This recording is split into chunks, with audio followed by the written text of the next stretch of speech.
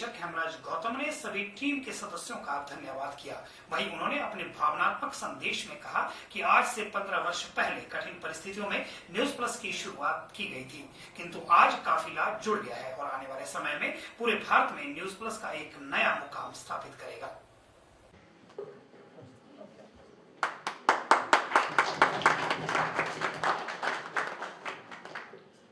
Thank you sir. जीत की खातिर जुनून चाहिए, जीत की खातिर बस जुनून चाहिए, जिसमें उबाल हो ऐसा खून चाहिए, जिसमें उबाल हो ऐसा खून चाहिए। ये आसमान भी आ सकता है जमीन पर, ये आसमान भी आ सकता है जमीन पर, बस इरादों में जीत की गूंज चाहिए, बस इरादों में जीत की गूंज चाहिए। सबसे पहले मैं आज के मुख्य अतिथि, विशेष अतिथि का धन्यवाद करता हूं कि ये आए और हमारे बीच में बहुत समय दिया। काफ़ी समय से, शुरू से लेकर के अभी तक हमारे बीच में बैठे हैं। मैं इनका धन्यवाद करता हूं। साथ में मैं धन्यवाद करता हूं अपनी टीम का कि इन्होंने भी बहुत अच्छा आयोजन किया, बहुत अच्छा कार्यक्रम यहाँ पे किया और अच्छे से मैनेज किया इस कार्यक्रम को। इसके लिए मैं धन्यवाद करता हूँ। और साथ में अपनी जो टीम लीडर्स हैं, मेरे टीम लीडर्स आगे, इनका भी धन्यवाद करता हूँ कि इन्होंने आज मुझे यहाँ तक पहुँचाया है और इनकी बदौलत मैं आज यहाँ हूँ। आज जो मुझे सम्मान भी मिल रहे हैं ये इनकी बदौलत ही है। इन लोगों ने मेरा साथ दिया है तो तभी मैं आज यहाँ हूँ। तो मैं ज़्यादा वक्त आपका नहीं लूँगा। ऐसा लग रहा है जैसे थोड़े से बोर हो रहे हैं, क्योंकि ऐसा भी मुझे लग रहा है कि कुछ समाज में से काफ़ी लोग ऐसे हैं जो इस तरह के सेमिनार्स में पहली बार भी आए होंगे। शायद उन्हें लग रहा है कि इस तरह से बोरियत जैसा लग रहा है, लेकिन जो ध्यान से सुनेंगे, देखेंगे, यहाँ से आपको बहुत कुछ सीखने को मिल रहा है। अब तक जो भी, जिन भी लोगों ने जो भी बात कही है, किसी छोटे से आदमी ने या किसी बड़े आदमी ने, किसी बड़ी सेलिब्रिटी ने आपको जो भी बात यहाँ से कही है, उनमें से आपको बहुत सारी चीजें सीखने को मिल सकती है। वो अब सर ने आपको थोड़ी देर पहले बता भी दिया कि आप पर डिपेंड करता है कि आप क्या सीखना चाहते हैं, आप क्या सीख रहे हैं। तो ये चीज है। बाकी मैं आपको थोड़ा सा बताऊंगा शुरू में आपको अपने न्यूज प्लस के बारे में, क्योंकि मैं न्यूज प्लस के साथ ही जुड़ा हूँ और न्यूज प्लस के ही आज हमारे ये प्रोजेक्ट्स चले हुए हैं। जिसमें हमने पहले शुरू में एक प्रोजेक्ट चलाया था, सिंगिंग प्रोजेक्ट, जिसमें भी हमारा एकमात्र उद्देश्य यही था कि हम गांव से उन प्रतिभाओं को उठा करके बाहर लाएं, लोगों के बीच में लाएं, लोगों को पता लगे कि हमारे गांव में भी कुछ एक प्रतिभाएं छुपी हुई हैं। उनको लाने का हमारा उद्देश्य था एकमात्र। उसके लिए हमने एक हिमाचल का सबसे बड़ा सिंगिंग रियलिटी शो शुरू किया था और चला है अभी भी, ऐसा नहीं है, पॉज है इसकी वजह से। थोड़ा सा स्कूल वगैरह बंद हुए थे, हमारे स्कूलों में कार्यक्रम चलते थे, तो अब दोबारा से स्कूल खुल चुके हैं और मुझे लगता है कि हम जल्द ही उसको भी दोबारा से शुरू करेंगे। उसमें से हमने कुछ एक डिस्ट्रिक्ट जैसे कंप्लीट कर चुके हैं हम, 2-3 डिस्ट्रिक्ट, और कुछ एक बचे हुए हैं, तो वो भी हम करेंगे। तो उसके साथ ही हमने एक मेगा प्रोजेक्ट चलाया था, तो वो भी हमारा अभी तक चला हुआ है। एक जो हमारा पूरा पहले वाला उसका जो एक भाग कंप्लीट हो चुका है, उसमें हमने जो लकी ड्रॉ वगैरह थे वो निकाल दिए थे। तो अभी हमारा जो ये विजन प्रोजेक्ट है ये कुछ अलग से है। फोटोग्राफी करते थे, फोटोग्राफी के दौरान कुछ एक पत्रकार मित्रों से हम मिले, फिर हमने सोचा कि क्यों ना हम भी पत्रकार बने या खबरें लिखे, हम अपने गांव की समस्याओं को, जनता की समस्याओं, अपने गांव की समस्याओं को जो है प्रशासन तक ले जाए ताकि उनका हल निकल सके। तो उसके लिए हमने पत्रकारिता शुरू की। तो उसमें हम शुरुआती दौर पर यहाँ पर फोटोग्राफी भी हमने शुरुआत बाली चौकी से ही की थी, और उसके बाद मणिकरण में स्टूडियो खोला था, वहाँ पे भी फोटोग्राफी की थी। गौतम जी यहाँ पे हुआ करते थे, यहाँ से पत्रकारिता, और मैं मणिकरण से पत्रकारिता करता था। तो इसी बीच हमें बारी चौकी से हमने यहाँ पर शुरुआत हमने ये भी की थी उसमें, क्योंकि हमें ये लगता था जो हम खबरें भेजते थे, ये मैं नहीं कहता कि हमने बहुत कलाकारी थी, लिखते थे, लेकिन वो शायद हमारे जो संपादक होते थे, मालिक होते थे, उन्हें पसंद नहीं आती थी, वो हमारी खबरें नहीं लगा पाते थे। तो हमें लगता था यार ये जान के करते हैं, गांव के लोगों की खबरें नहीं लगाएंगे, हमारी खबर नहीं लगाएंगे। हो सकता हमें कोई कमी होती थी, पर फिर भी उसी चीज को, उसी हट को लेकर के, उसी जिद को लेकर के ये हमारी खबर नहीं लगा रहे हैं, हमने यहीं पर बारी चौकी में ही कोशिश की थी कि हम कोई अपना इस तरह का कोई अखबार या कोई ऐसा कोई जरिया निकाल दें जिससे समस्या लोगों तक पहुंचे। तो उसमें शुरुआत हमने यहाँ पर की थी, हम एक छोटी सी पत्रिका निकालें। तो फिर देखा हमने यहाँ से उतना नहीं हो पा रहा था, क्योंकि उसमें आज तो बारी चौकी भी काफी बड़ा हो चुका है, काफी अच्छा लग रहा है। यहाँ पे शहर एक बन रहा है धीरे धीरे, अभी बहुत बड़ा बाजार बन चुका है।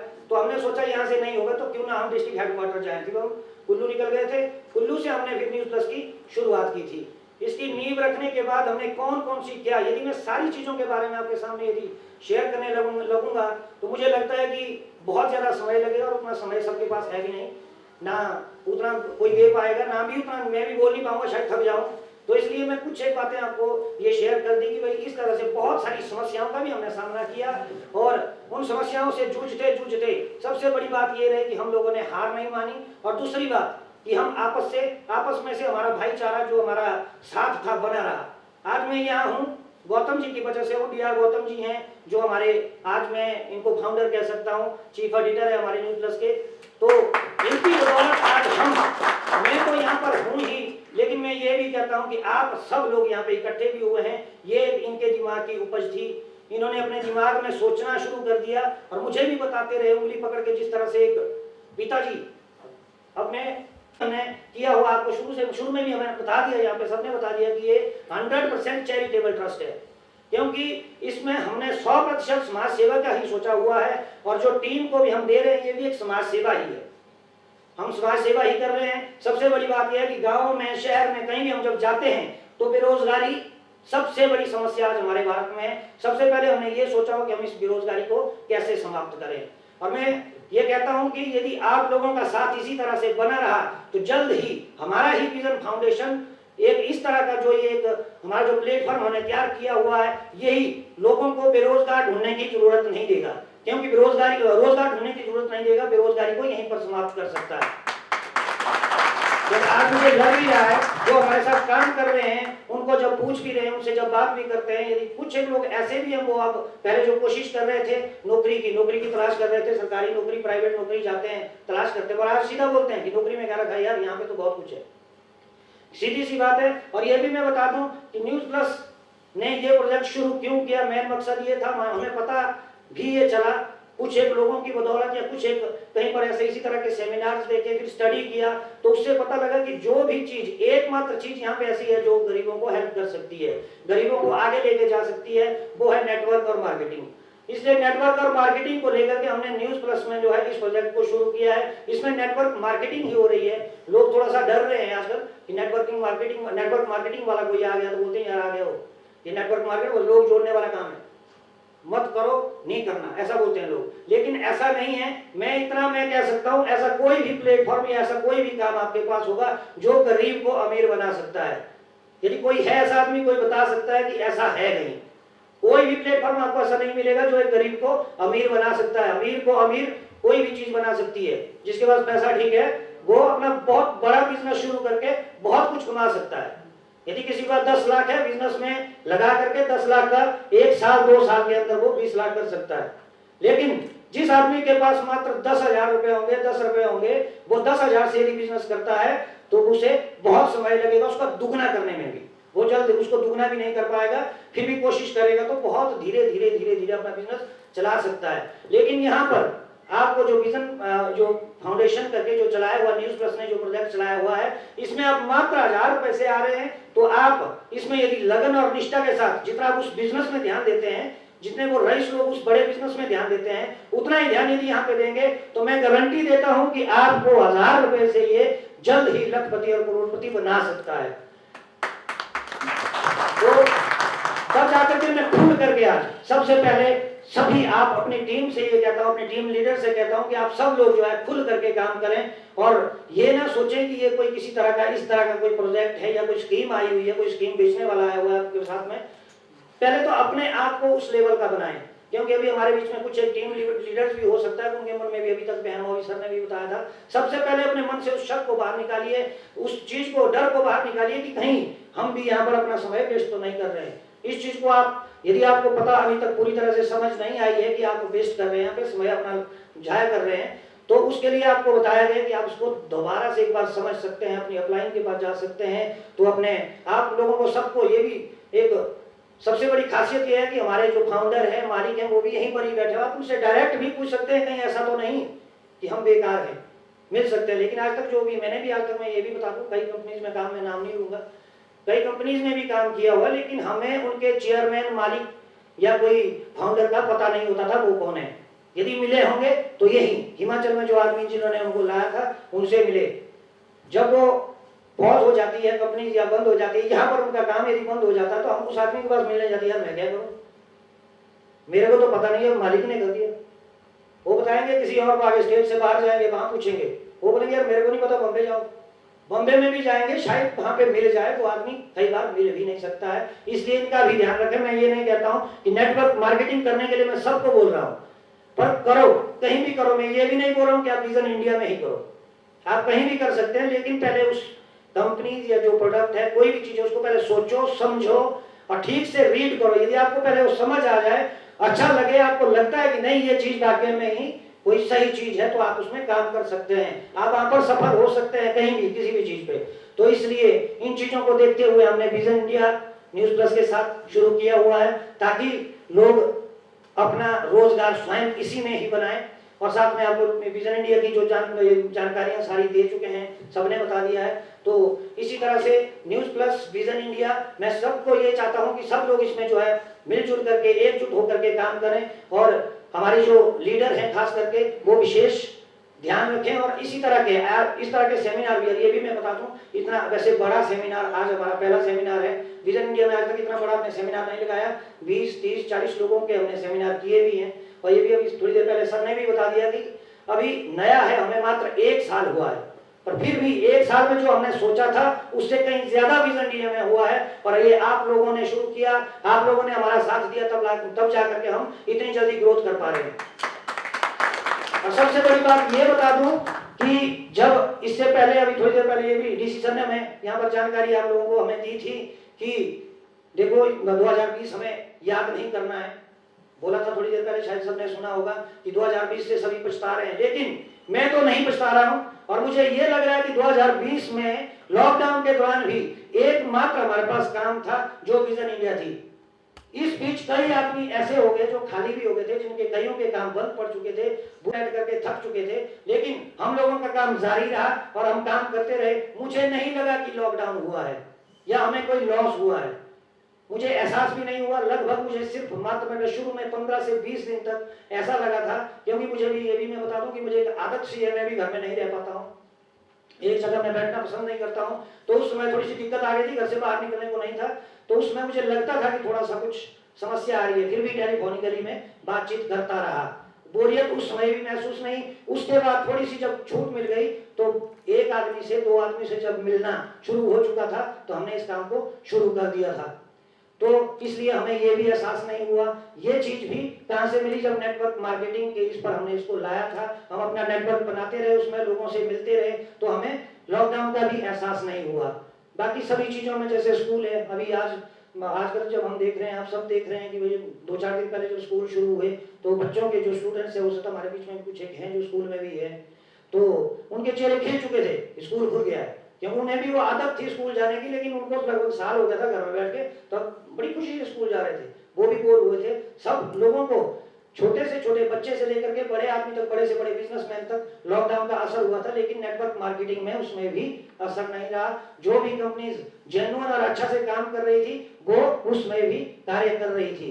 कईयों ने उसमें ऑनलाइन मीटिंग्स लगाई, ऑनलाइन काम किए, उन्होंने अपने काम को पॉज नहीं किया। और मैं यही आशा सब लोगों से, आपसे भी रखता हूं कि आगे हम इसी तरह से आगे काम करते रहें और नेटवर्क मार्केटिंग के बारे में थोड़ा सा स्टडी करते रहें। वो भी आपको सर ने बता दिया, आजकल तो अब तो जमाना यूट्यूब का आ गया है, मोबाइल है, नेट है, आप नेट पे सर्च करके उन चीजों को देख सकते हैं, सीख सकते हैं। तो उससे हमें लगता है कि हम अपना भविष्य यहाँ पर भी बना सकते हैं।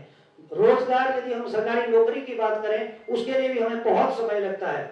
चलो 10 साल, 12 साल, 13 साल, 15 साल हमने स्टडी के लिए लगवा दिए, वो अपने नॉलेज के लिए लगाए हैं। उसके बावजूद भी हमें यदि नौकरी करनी हो, उसके लिए इंटरव्यूज लो, कुछ ट्रेनिंग्स करो, कुछ करो, क्या करो, तो उसके लिए भी लगभग हमारे को 5 साल, 3 साल लग ही जाते हैं। उसके बावजूद हमें नौकरी मिलती है, वहां पर हमें सैलरी मिलती है, सबको पता है, 5,000, 7,000, 10,000 शुरू में, ठीक है ना जी। उसके बाद 10 साल के बाद आप कहीं सैलरी आपकी बढ़ पाती है, प्रमोट हो जाते हैं, तो फिर भी आपकी सैलरी कहां पहुंचती है वो आप खुद सोच सकते हैं, आप कितना कमा सकते हैं वहां से। सबसे बड़ी बात यह है कि जब हम जॉब करते भी हैं, 20 या 22 साल के बाद कहीं जॉब के लिए कोशिश करते हैं, तो उसके बाद 30-35 साल के बीच में जॉब करते हैं, तो 50 साल बाद रिटायर हो जाते हैं।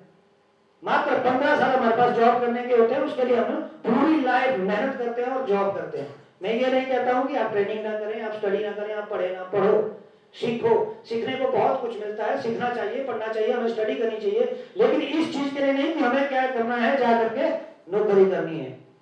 आजकल तो सब लोग यही सोचते हैं। प्लस टू के बाद अब तो ज्यादातर आजकल मेरे ख्याल कुछ समय से ये चीज आ गई है, हमें भी लगता है, हमारे गांव में हमारे पड़ोस में हमारे रिश्तेदार हैं, जाते हैं सीधा बोलते हैं यार प्लस टू के बाद क्या करना, छोड़ दो, प्लस टू के बाद कॉलेज नहीं जाना है, नौकरियां वहां तो मिलती नहीं है, ITI करते हैं, कहीं पे कंप्यूटर कोर्स करते हैं, कहीं पे कोई और कोर्सेज करते हैं जहां पर हमारे को नौकरी आसानी से मिले। आजकल हमारा उद्देश्य एक ही रखा हम लोगों ने, हम क्या करेंगे, नौकरी करेंगे। सही मायने में देखा जाए नौकरी कोई अच्छी चीज नहीं है। यदि मैं किसी को कह दूं, यहाँ पे किसी आदमी का नाम लेकर के कह दूं चल यार मैं तेरे को नौकरी देता हूं आजा, करेंगे क्या? फिर बोलेंगे यार ये तो इनके नौकर हो गए, मैं तो इनका नौकर हो गया, मैंने नौकरी नहीं करनी है। जब आप नौकरी कर रहे हैं तो आप नौकर ही हैं। सबसे बड़ी बात, आप आजाद नहीं है, अपनी मर्जी से कहीं आप जा नहीं सकते, घूम नहीं सकते, काम नहीं कर सकते अपनी मर्जी का। जो आपको काम दिया गया है, सिखाया गया है, आपको वही करना पड़ेगा। नौकरी में ये चीज जायज है, सबको पता है। कुछ लोग यहाँ पे ऐसे भी बैठे होंगे जो नौकरी कर रहे हैं तो वो बंदे होते हैं, बाहर नहीं निकल पाते हैं, या फिर बड़ी पोस्ट पे पहुंच गए तब जाकर के बनते नहीं है। तो इसलिए थोड़ा सा मैं ज्यादा बोल रहा हूँ नौकरी के बारे में, निराश भी हो सकते हैं। हमारे सभी हमारे बीच में बैठे हुए हैं तो इनके बारे में मैं जानकारी दे दूं। चांद शर्मा जी हैं, प्रोजेक्ट ऑफिसर हैं हमारे डाइट में, तो ये भी एक समाज सेवी हैं, तब जाकर के हमारे साथ जुड़े हुए हैं। समाज सेवा का अच्छा रुतबा है इनका, तो ये भी जॉब तो कर ही रहे हैं, लेकिन वो टाइम था उस समय से, आज ये भी समाज सेवा कर रहे हैं और हमारे साथ ही हैं। इस तरह के कई और संस्थानों के साथ चलते रहते हैं। एक बार मैं आप लोगों से चाहूंगा कि इसके लिए हो जाए, तो मैं आपको इन चीजों के बारे में बता रहा था। सबसे बड़ी बात, मेरा मेन उद्देश्य ये है कि आप लोग अभी जो ज्वाइन हो रहे हैं, जुड़ रहे हैं, ये ऐसा नहीं है कि आप एक विजन इंडिया के साथ या न्यूज प्लस के साथ ज्वाइन हो रहे हैं। काम आप विजन इंडिया के लिए कर रहे हैं, तो आप लोगों को उसमें बताया होगा जब आप लेवल अचीव करते हैं तो आप न्यूज प्लस के साथ ही जुड़े होते हैं।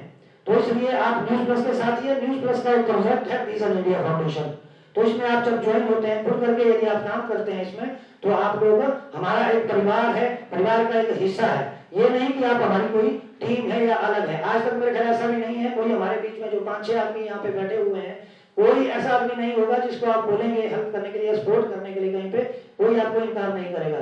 और ऐसी भी आपको अपलाइन कहते हैं वैसे, ऐसे भी आपको आदमी नहीं मिलेंगे जो आपकी सपोर्ट करने के लिए रात दिन आपके साथ तत्पर है। इसलिए मैं ये चाहूंगा कि थोड़ा सा कुछ जो रही सही कसर है उसको पूरा करें, आप स्टडी करें, थोड़ा सा इसको समझें, और एक बार फिर से वैसे ही जुनून में, जो लॉकडाउन के तुरंत बाद हमने जुनून में कार्य शुरू किया था और एकदम से हमने ग्रोथ किया था, उसी तरह से एक बार दोबारा से हम अपने मिशन पे लौटें और अपना कार्य एक बार दोबारा से तेजी से शुरू करें। ये मेरी आप सबसे गुजारिश है। मुझे लगता भी है कि आप सब लोग काम करेंगे। तो ये भी नहीं है कि अभी तक हमारा इस तरह का कोई सेमिनार, ये भी नहीं है कि मत सोचना कि आपको मोटिवेट करने के लिए या आपको वो करने के लिए आपको ये किया हुआ है। इसलिए ट्रेनिंग सेशन के साथ साथ हमने ये एक सेमिनार का नोटिस को दिया हुआ है। तो इन्हीं चीजों के साथ मैं एक बार फिर से आप सबका यहाँ आने पर धन्यवाद करता हूँ और अपनी टीम का धन्यवाद करता हूँ और मुख्य अतिथि महोदय का धन्यवाद करता हूँ कि वो यहाँ पर आए, उन्होंने हमें समय दिया। और मैं आशा रखूंगा कि आगे भी हम इसी तरह से मिलजुल करके अपने विजन इंडिया जैसे प्रोजेक्ट्स को आगे ले जा करके अपने भारत को समृद्ध बनाने में भागीदारी बने। इन्हीं शर्तों के साथ धन्यवाद।